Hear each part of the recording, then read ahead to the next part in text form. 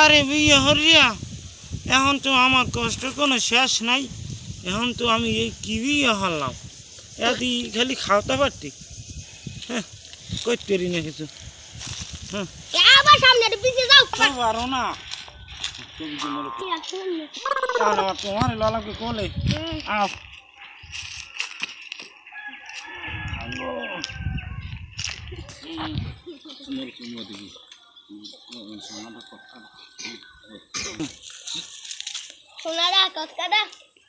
মুইও তোমারে ভালো পাই। তোমারে লইয়া এখন এই আটটি কত দূর যামু। হ্যাঁ শোনো কিছু না